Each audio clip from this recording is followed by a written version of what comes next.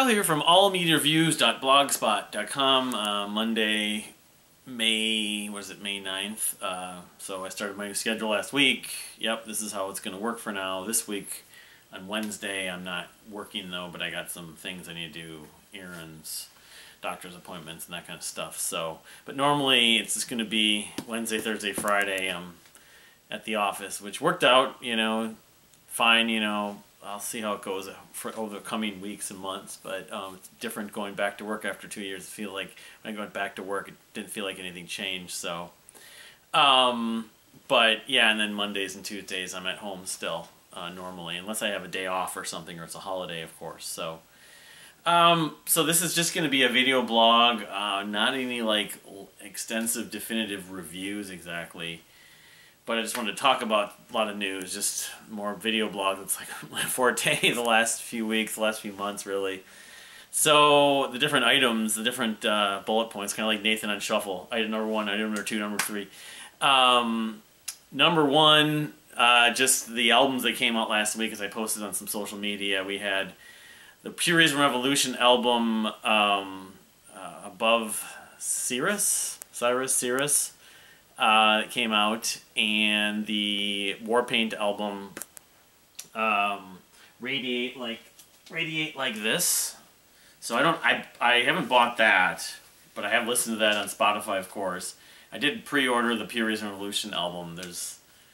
I'll give a few details. One thing that I'm a little bit sour on to an extent is that, I bought it, the Bandcamp, they have it on Bandcamp to buy, but the Bandcamp purchase is unavailable to stream, and you can't stream it if you didn't purchase it, of course, too, which it's on Spotify, too, and I don't know if, like, Amazon Music, Apple Music, all the other probably the other streaming service, but Bandcamp, which up until recently was sort of, the little guy, the real artist-friendly, and I bought it on a previous Bandcamp Friday, so I'm giving all my money directly to the band, but, yeah, I don't know what their decision is. I think the previous record, also, is not streamable, I don't think. But at least in that case, the track list is on there, but you can't stream it, unless you've purchased it. I did buy Upney. I don't know if I bought that one specifically through Bandcamp, but I did buy Above Cirrus through Bandcamp, and I can't stream it. I can't stream it on Bandcamp, so I don't know why. We could pose that question. Maybe it had to do with their management or with Inside Out. I don't know, but of course I did get a download. I did? No, I did not actually, but I get the vinyl, and maybe that will come with a download. I'm not sure. I know it did mention that in the purchase though when I bought it on Bandcamp, at Bandcamp Friday about a month ago. So my overall just early take is it's pretty good record, very kind of reminiscent, or a continuation is probably the best way to describe it, of Eupnia. But my early take is that I don't know if I like it even as much as Eupnia. But I'll maybe do a review tomorrow, because I haven't listened to it. I'm going to listen to it again tomorrow. I listened to it today. I listened to it last Friday. But I still, there's a lot I like about it, but I'll see. Time will tell. It reminds me a little bit of what with the Marillion album, that came out in March. So, of course, Radiate Like This came out also last Friday from Warpaint. And like the Cloud Cult album, they came out the same day as Marillion. Look at that sort of similar pattern of my take and taste on these new records from sort of my primary and secondary expectations or hopes. Because I would probably have a little stronger hopes for the Pure Reason Revolution album over the Warpaint album, but I love Warpaint too, and I'm liking the Warpaint album, even though it's a subdued, kind of slow at times, and again, I'll maybe try to do a review of that too, maybe tomorrow, because I've only listened to that a couple times, but I'm liking that, maybe also because of the fact that it's been, 7 years since this record, Heads Up, which I actually really like that album, but it's just been so long. 2016, since 6 years, rather. But, of course, and just some of my other Warpaint. I'll try to get my other Warpaint, the Self-Titled, The Fool. One of my friends on the Dream Theater forums thinks that the new record, Radiate Like This, is the best record since The Fool, which it actually reminds me of some ways of The Fool. But anyway, if I can do a more proper review, maybe tomorrow, and give it a little more get a little more familiarity and just kind of digesting it a little bit more. Of course, this is my favorite, so Exquisite Corpse. So, of course, there's another record I think I might have mentioned last week, Grimus. Their new record, Abandonic, also came out last week on the 5th on Cinco de Mayo. I've only listened to that once, and I like it, although I can't say I was really, it was grabbing me like some of their other, like the previous record, Unmanageable Species, and, but that's, again, the album just came out, and I haven't listened to them enough to fully know how I feel about them. But the other kind of big release that came out on Friday was the Deer Hunter finally announced, they put out the first single. It's called Cycle. I pre-ordered it, but the Antimai, the new album, the release date was announced, although information was available before Friday, as I did a little research and found it was on Apple Music. And but Antimai is coming out July 1st. The first record in the new kind of universe that the Deer Hunter and Casey Crescenzo is now creating music under, after that like soundtrack for the short film, The Indigo Child. But the track, it was what? Ring 7 Industry, which is the second track on Antimai. So I like it. It's got a funky element to it. It almost reminds me a little of King of Swords reversed in a way. But yeah, I mean, it's going to be different. I have a feeling that my initial thought is that I think even with the soundtrack, but even more so, is that there's going to be a lot of fans that are totally going to love this. But then there will be a lot of fans that love the axe sound that are not, or may not, or may take some time to warm up to it. So I guess I'm a little too much of a fanboy to really believe and have concern that I'm not going to like it, though. Who knows, you know, but I know it's not going to sound like the Axe. It's not going to be the chamber rock, probably, of the Axe, but I don't know, we'll see. It's only a couple months away. I pre-ordered it. I only ordered the CD and vinyl. You had to spend over $70 to get anything else, and so I just ordered those two separately, and I guess $60, whatever it was I spent, or $55. Oops, I'll ruin this. Is not, you know, you factor in inflation now and the economy and just what everything costs compared to the way it used to, even just gas prices. That's sort of a litmus test and a comparison.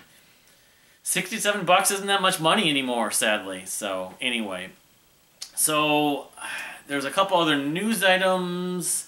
Well, okay, today, not that I'm a huge fan, but the band Black Midi announced, or it was made word that they have another new album coming out in July called Hellfire. It's like July 15th, something like that. July 15th, yeah. Which, I mean, those three bands from Brixton. My favorite being Squid. And this is all within the last 6 months in my own taste. Less than 6 months. Squid, Black Country New Road, and Black Midi. And there's a couple others that I haven't really spent much time with. Black Midi was the third, or like the least enjoyed band who put out a record in 2021 for me that I really listened to toward the end of 2021 and even early 2022 in January. But with my current take on Black Country New Road, the new prog, art rock, post-rock, whatever you want to call it, the new Black Country New Road album, everything even with their singer unfortunately leaving the band and stuff like that, I'm actually more curious about this record than anything that Black Country New Road does next. I will maybe check out the next Black Country New Road when it happens, if and when it does happen, but the Black Midi record from last year, from 2021, I don't even think I even had on my list, because at the time that I was doing my list, I hadn't heard it enough, and I remember like listening to a couple of those very Crimson-y, like 80s Crimson-y, it's very kind of math rocky at points, but Cavalcade. But I'll admit, I listened to it about 3 to 4 times, and the last couple times I listened to it, I enjoyed it more. So I need to revisit Cavalcade a little bit and then look forward to checking out Hellfire. They have another record that came out in 2019 called Schlagenheim. But you know, of course, as I mentioned, Squid being the one I like the most. I'm like looking on their social media. I think I friended them or followed them on Instagram. I don't know if I have done that. but I wonder whether they're working on a new record and be curious about it, because I really enjoy that Squid record a lot. So, but yeah, Black Midi has Hellfire coming out July 15th. The other really big piece of news, now there's not much details, but King's X, as I've mentioned almost ad nauseum over the last couple months, have the record. It's finished, recorded, mixed, mastered. Their label situation had to get cleared up. They also have a documentary, and there's one other thing involving them, I think. But, I mean, Ty Tabor put out a solo record, of course, which I kind of like. I like more than I thought, but the King's X album, the 14th album, probably the last record they ever released, I don't know, is going to be coming out on September 2nd. There's no title yet, no details about, you know, but hopefully that will come out, and then the documentary. I thought that Eddie Trunk, I was listening to Eddie Trunk with Mike Portnoy on Cruise to the Edge. I think he mentioned something else involving King's X besides, I mean, the tour. They might do a tour, I would think. But anyway, the documentary I'm awfully curious about. But yeah, this maybe the last record. Maybe a double album. That's the other thing about it. But you know, when details come, certainly I'll be passing them along. I'm a huge King's X fan. I've meant to do a series of King's X.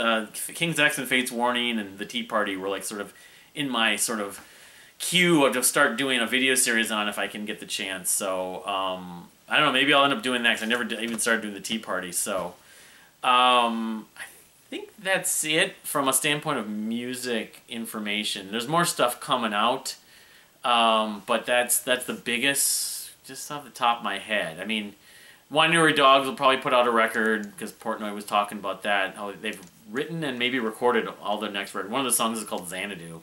But I'm not immensely big into them. Of course, we just had Cruise to the Edge and a bunch of the bands around there, including Pain of Salvation, who are now touring. They're going to play at Prague Par USA. They're not coming here, though. They're supposed to have a record out. But so, yeah, I'll try to do a review of at least those two records.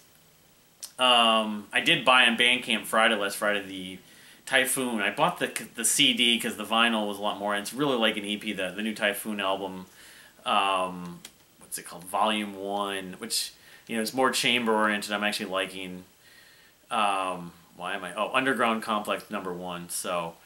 So the only other kind of big news, well, one thing I didn't mention is I'm not a vast reader, recreational reader. I'd like to do more of it. Like Snow Crash is a book that I've always wanted to read.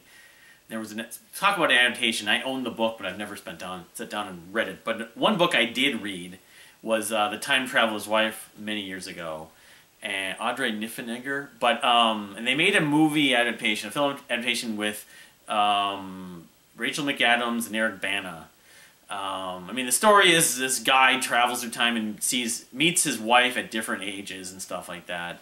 And watching, you know, 12 Monkeys and some other stuff, I'm kind of, the time travel thing has been more in my conscious, in my entertainment consumption of late, of sci-fi. But I never saw the film adaptation of 2009. Maybe I need to. It's probably like on Netflix or on one of their networks.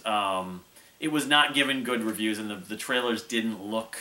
It was very much an interpretive. I mean, it's going to be Hollywood. They're going to do something different than the book. They're not going to, you know, basically remake the source material to the letter, to exactly. But so I saw a couple comments on some of the trailers that they think that this live action adaptation TV series that's going to be, or a mini series that's going to be on HBO looks more faithful and more similar to the book. Why is it not coming up here? The thing is, the cast, to me, looks pretty nondescript. I don't recognize anyone really in it. But that might not be a bad thing. Rose, Leslie, Theo James, those are the two leads, Claire and Henry. So, I don't know. Let's check it out. It looks pretty good, but yeah, who knows? It's HBO. HBO's generally, their track record has been very good. Stuff I've watched in the last few years, especially. And Winning Time, the Lakers series just ended, the finale, and I don't know if maybe I'll do a separate review. My overall take is I enjoyed the season. They took their liberties. They gave the disclaimer. Jerry West, Larry Bird, among others, were definitely portrayed differently than expected. But I don't know. I mean, I guess maybe I'll try to do a separate video at some point, maybe the next week, before I forget. It's fresh in my mind because the finale was last night. But but the time traveler's wife, in effect, is like replacing that. So we'll see, you know, and then maybe that's what I'll do. I'll do a review of Winning Time and then give my take on time traveler's wife. Maybe next week. I don't know. So yeah, that, and of course, Better Call Saul's got a couple more episodes before their break. And what's the other thing? There was one other television related thing. Well, I mean, Call Me Kat. Some of the network stuff should be coming out. And there was a movie. Doctor Who. Which the Doctor Who, they finally named the 14th Doctor, and I haven't been nearly as into Doctor Who since Russell T Davies left. I did watch the Matt Smith episodes, but no, the new Doctor, I didn't watch Jodie Whittaker. I didn't watch really much of the Peter Capaldi even. I like Peter Capaldi, but I don't know what it was. It seemed like it got to be derivative and kind of repetitive, but the big thing is Russell T Davies, he was the showrunner when Christopher Eccleston and Christopher Eccleston and David Tennant, of course, came on in the mid to late 2000s. The new Doctor, he's got an ethnic name, and the pronunciation's weird too. Actually, there's a way I can find it again. He's an African American. His name is NCUTI GATWA, which NCUTI first name. GATWA. He's from Scotland, which, you know, of course, they have to be British or from the UK to be the Doctor. I mean, there was some talk that J. Michael Straczynski of Babylon 5 and everything was going to, and Sense8 was going to maybe be the showrunner, but now he's trying to reboot Babylon 5 or reboot it or whatever.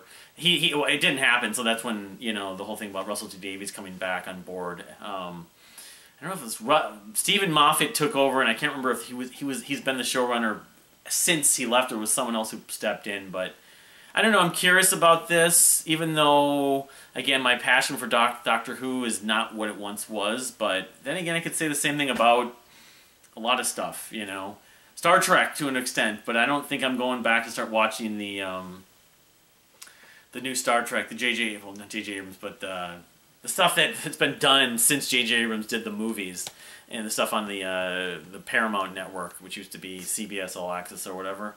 But maybe, you know, maybe I'll a revival and give the new Doctor a chance. This guy, he's a young guy. He's not been in a lot of stuff. His resume is kind of sparse, but again, like NCUTI GATWA, Sex Education, he's on that show, and not a heck of a lot else. He's been get some guest roles and probably in British television. So, but you know, Doctor Who, the Doctor episode, it's coming in 2023. So who knows? That's going to be a year from now. So. Anyway, that's kind of my video blog for the day. Again, I'll try to do maybe a couple more in-depth and detailed reviews tomorrow if time allows. And then Wednesday is sort of up in the air, even though I'm not working, I have these appointments with an HVAC guy coming out, then my mother-in-law to the doctor, then the cat to the vet and everything. So, I don't know, I might be able to squeeze in a review on Wednesday depending on time, but otherwise it will be next week. So, but thank you for watching. Definitely subscribe if you haven't subscribed, and we'll see you next time.